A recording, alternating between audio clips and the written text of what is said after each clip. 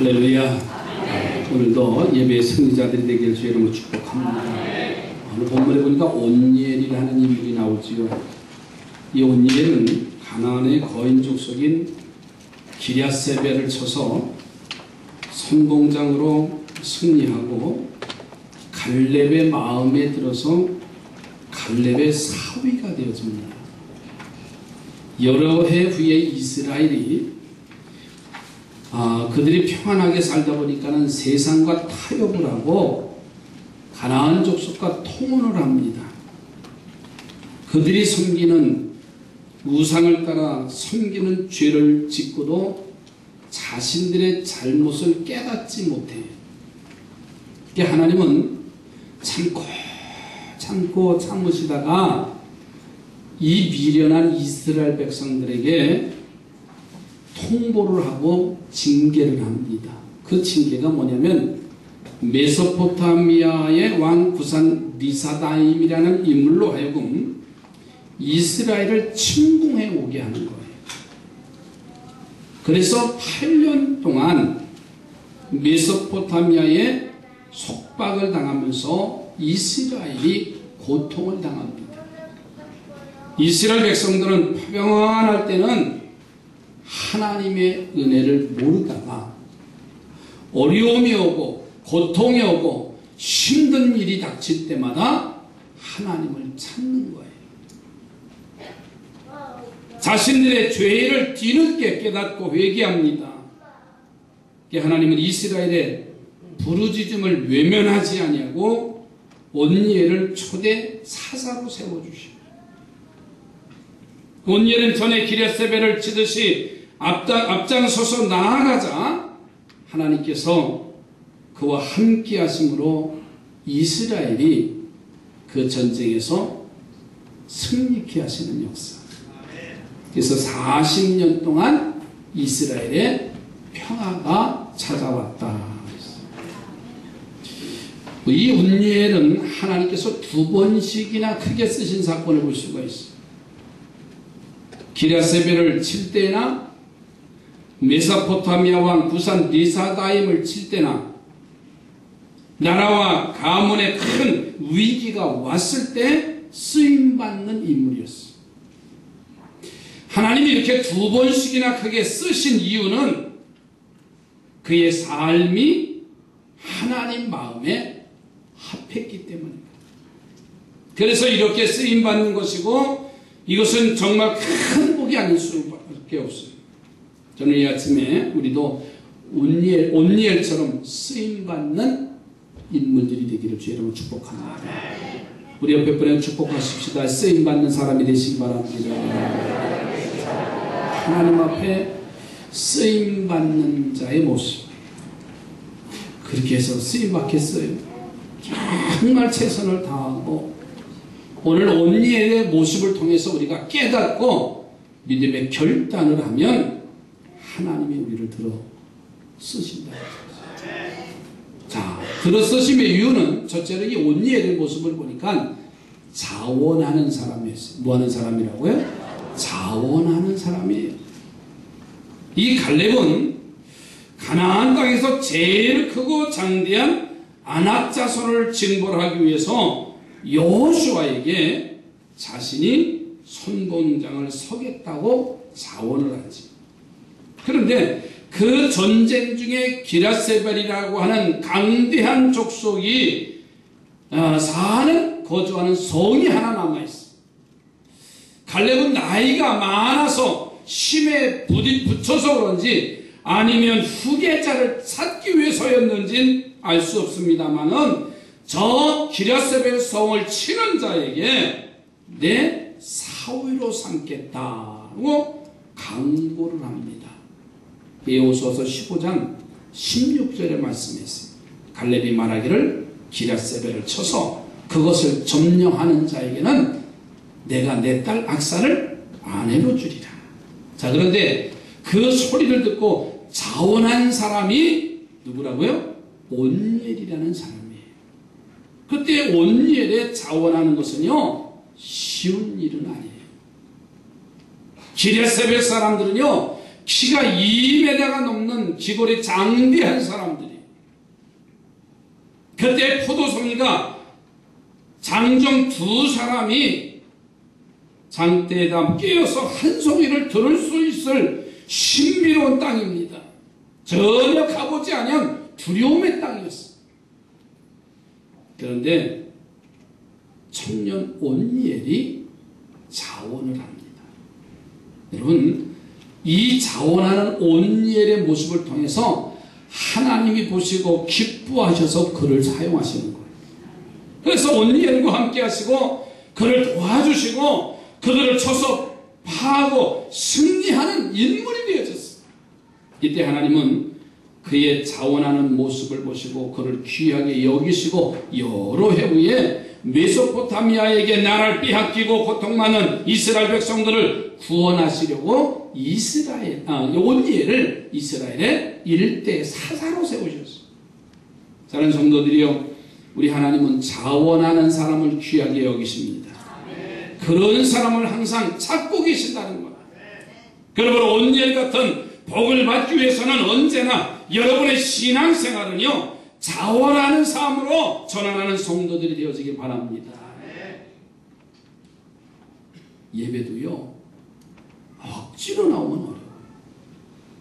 자원할 때 큰 은혜가 되는 거예요. 근데 남자들은 대부분 무기가 있잖아요.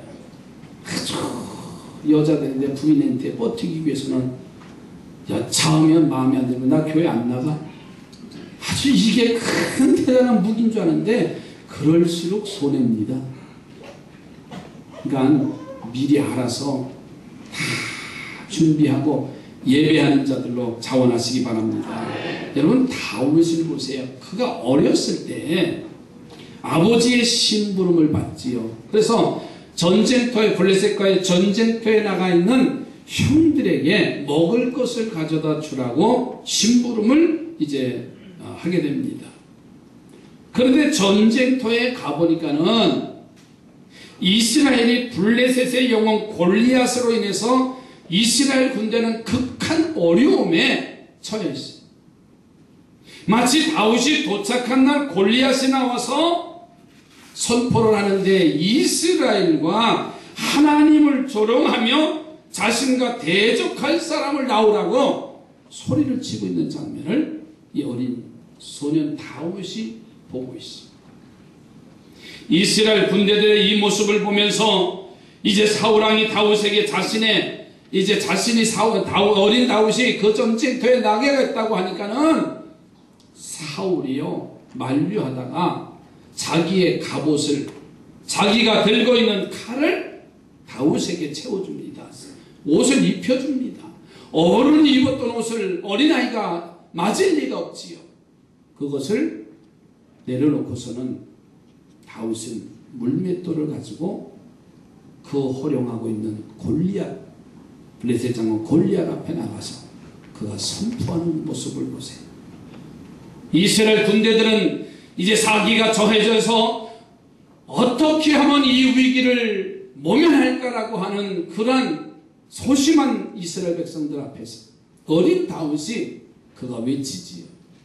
너는 칼과 창으로 내게 나오지만은 나는 만군의 여호와의 이름으로 나가노라. 어린 소년 다윗이 자원하는 마음이 있을 때 하나님이 그와 함께 하셨다는 사실이에요. 기쁨으로, 감사함으로 상황이 좋지 않아도 자원하는 마음이 있을 때 하나님은 그의 편이 된다는 사실을 기억하시기 바랍니다.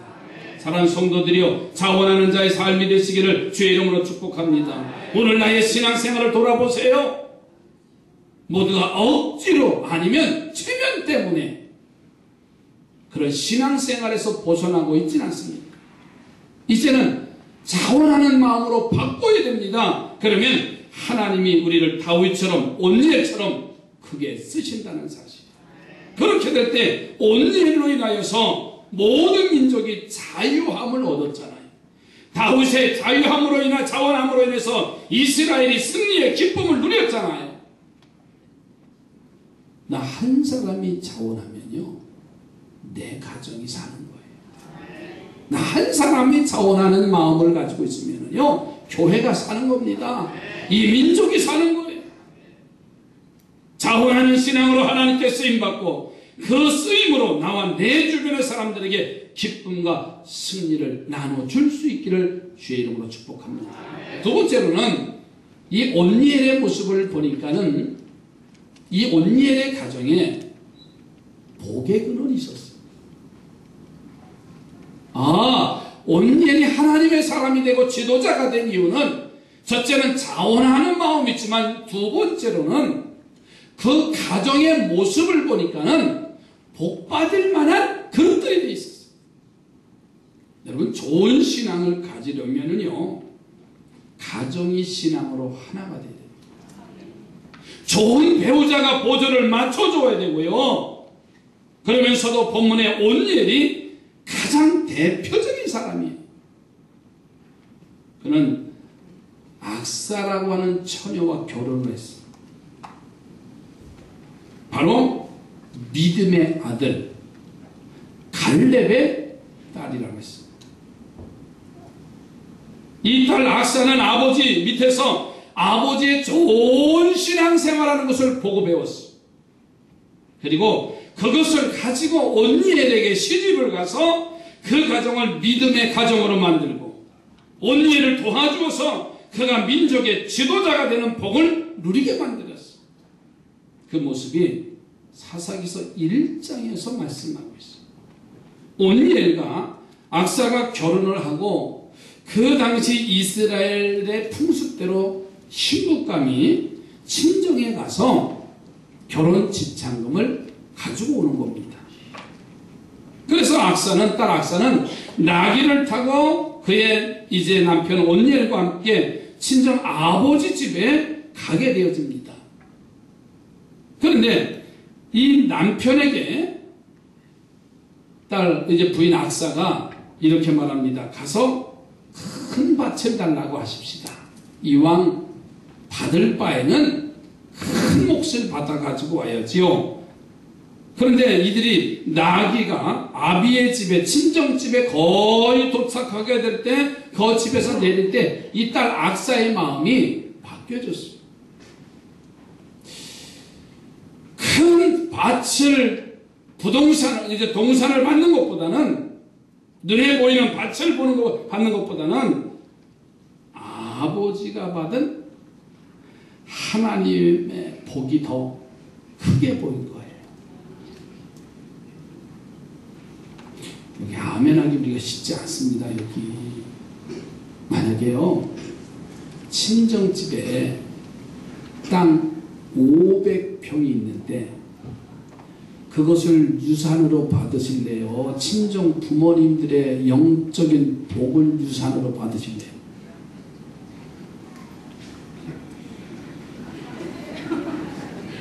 쉬운 일이 아닙니다. 우리가 저도 쉽게 표현을 하지만은 그 선택이라고 하는 것은요, 그렇게 쉬운 선택은 아니에요.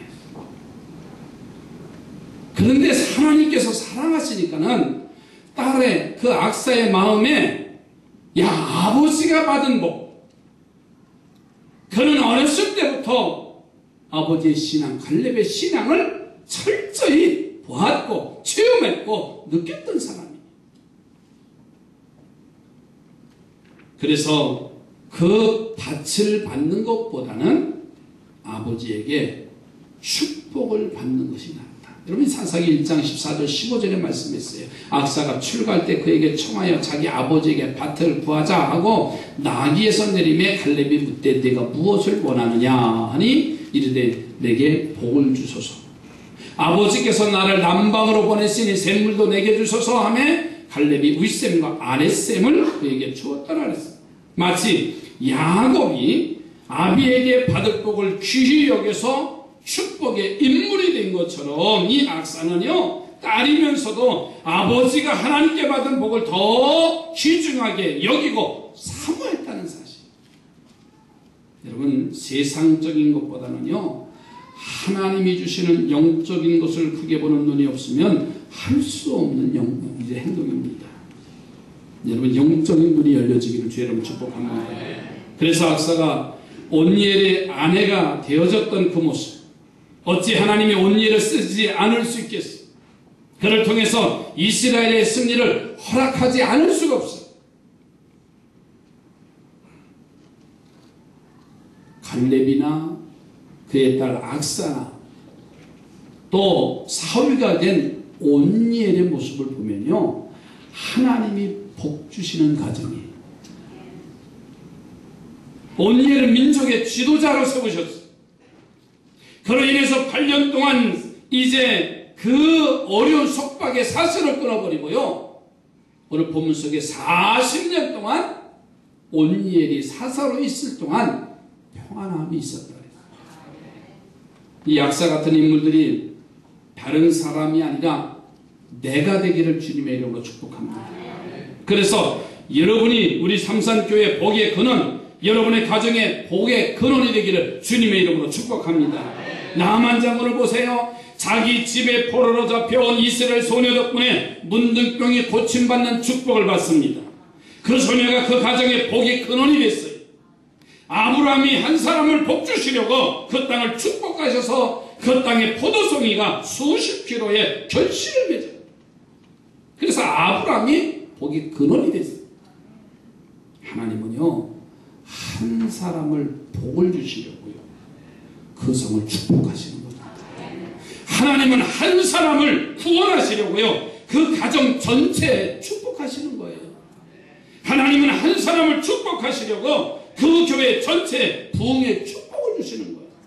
왜냐하면 우리 하나님이 악인의 논이나 의인의 논에나 똑같이 비를 내리셔요.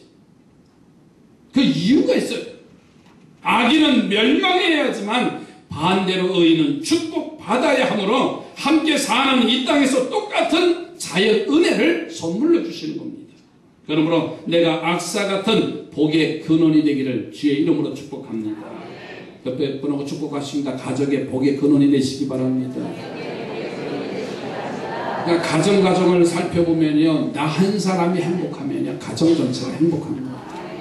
나 한 사람이 바로 서 있기만 하면은요, 그 가정은, 그 교회는, 그 나라와 민족은 바로 설 수 있어요. 남편의 신앙을 잘하게 하시기 바랍니다. 그래서 하나님의 축복을 받게 하는 복의 근원의 아내들이 되어지시기 바랍니다. 또 아내들의 신앙을 잘하게 해서요, 복받게 하는 복의 근원인 그런 남편들이 되어졌으면 좋겠어요. 여러분, 자녀들도 마찬가지입니다. 부모의 믿음과 자원하는 신앙 때문에 자녀들의 앞길이 열려지는 거예요. 이 온니엘의 가정처럼 하나님의 축복을 누리는 우리 삼산의 성도들이 되어져 갔으면 좋겠어요. 세 번째로는 이 온니엘의 모습을 보니까 성령이 충만한 인물입니다. 성령이 충만하니까 하나님이 쓰셨어요. 여러분, 위기 때마다 하나님이 쓰시는 사람들을 보니까는 성령 충만한 사람들. 온니엘도 같은 축복을 얻어서 민족의 위기가 왔을 때 아름답게 하나님 앞에 쓰임받은 사람이에요. 초대사사로 부름을 받은 이 온니엘을 보세요. 적군과 싸워야 하는 중대한 일에 부딪혔을 때 하나님께서는 이 온니엘에게 성령의 충만한 감동을 오늘 40절 말씀에 이렇게 말씀했어요. 여호와의 영이, 여호와의 신이, 여호와의 성령이 그에게 임하셨으므로 그가 이스라엘의 사사가 되어 나가서 싸울 때 여호와께서 메소포타미아 왕 구산 리사다임을 그의 손에 넘겨주심에 온니엘의 손이 구산 리사다임을 이기느니라. 성령 충만한 역사를 힘입은 온니엘은요, 강하고 어떤 위기에도 이기게 해주시는 인물로 하나님이 세워주셨어요. 여러분, 수줍은 사울 보세요.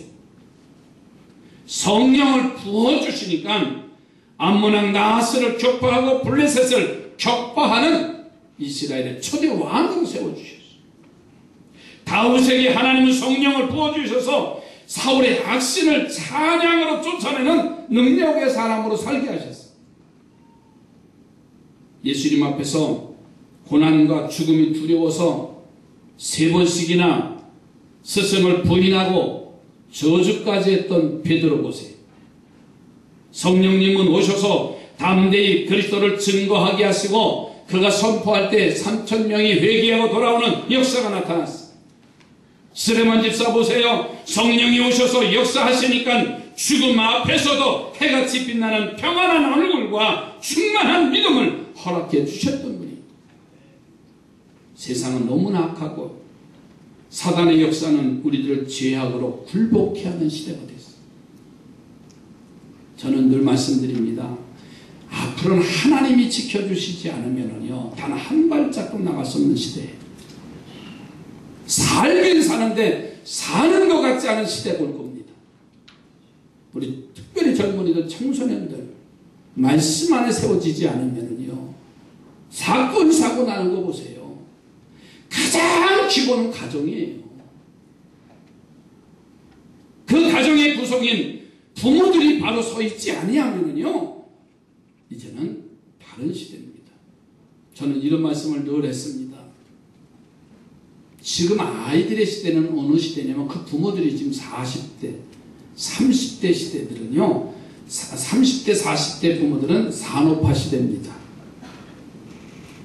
그때는 부모들이 다 일터에 산업전선에 나가서 일할 때입니다. 저는 여기서 40년 동안 오래 살고 있어요. 부평공단이라고 하는 이 지역에서 40년 동안 학생 시절부터 지금까지 이제 고등학교 신학을 하고 목회를 여기서 계속하고 있어요. 철저히 봤습니다. 제가 70년도에 여기 왔을 때는 부평공단이 갈산동에서 문전성시르고 길이 꽉 차서 공단이 다녔던 시대예요.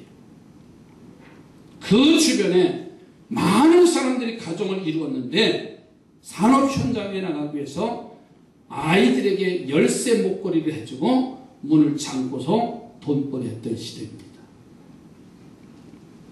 가정이라고 하는 것, 교육이라고 하는 것은 전혀 생각해 보지 못했던 시대예요. 그때 오니까는 다 비키니 옷장 하나에 방 한 칸에 공동 화장실을 쓰면서 그렇게 살았던 시대입니다. 교회마다 마지막 부흥의 시기가 왔는데 이미 물질 때문에 교회는 영적인 것은 사라지고 말았어요. 1979년도 80년대 가로교회가 새가족이 1,050명이 한 해 등록할 정도였어요. 그리고 이미 오일적으로 인해서 교회 성장은 닫아지고요. 물질 만능주의 때문에 교회들은 성장이 멈춰졌습니다. 그리고서는 많은 일들이 일어나는데 제가 목회 초기에는 어떤 일이 일어났느냐, 목회 10년 지나고 나니까는 아이들이 학교를 가지 않는 아이들이 많이 나타났어요. 왜? 이미 환경은 그렇게 만들어졌어요. 그런데 지금 그 아이들이 자라서 아이들을 또 이제 가정을 이루었어요. 이제는 여유가 생겼어요. 교회 액세서리입니다. 자기가 즐길 것 즐겨야 됩니다. 아이들한테 가르칠 것 가르쳐야 됩니다. 그러나 교회 자체 영적인 삶은 어디 하나 찾아볼 수가 없어요. 내 아이만 중심이고 배려하지 아니하고 내 아이만 소중한 것으로 착각하기 때문에 언제 어떤 일이 일어날는지 누구도 장담하지 못해요. 저는 단연코 예언합니다. 하나님의 말씀 안에 거한 자는요 하나님이 세워주셔요. 그냥 출세하기를 기다리지 마세요.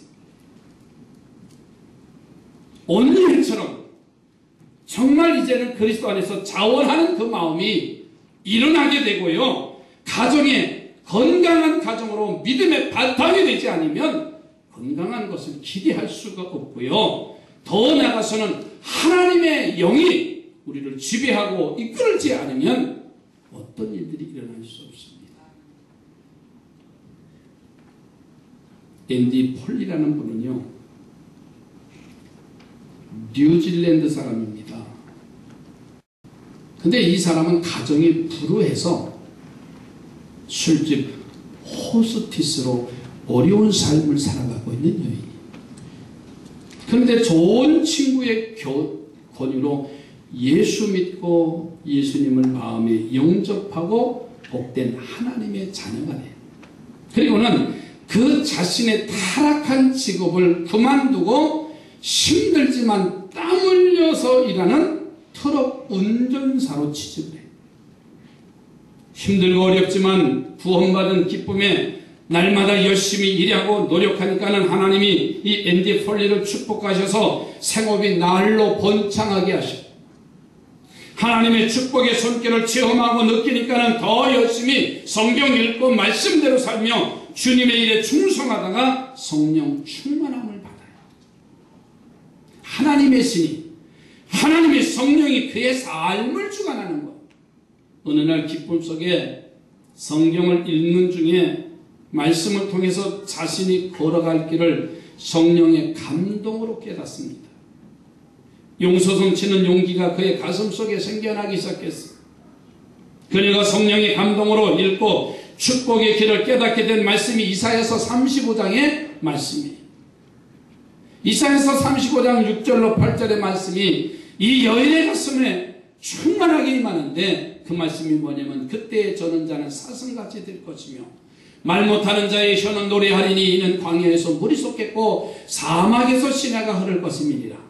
뜨거운 사막이 변하여 못이 될 것이며 메마른 땅이 변하여 원천이 될 것이며 승량에 눕던 곳에 풀과 갈대와 부들이 날 것이며 거기에 대로가 있어 그 길을 거룩한 길이라 일컫는 바 되었으니 대리니 깨끗하지 못한 자는 지나가지 못하겠고 오직 구속함을 입은 자들을 위하여 있게 될 것이라. 우매한 행위는 그 길로 다니지 못할 것이며 하는 말씀. 하나님이 함께 하시면 광야에서 물이 솟고 하나님이 함께 하시면 사막의 시내가 흐르고 메마른 땅이 원천이 될 수 있다는 감동이 이 여인에게 옵니다. 그래서 성령의 감동으로 운수업으로 번창하던 생업을 정리합니다.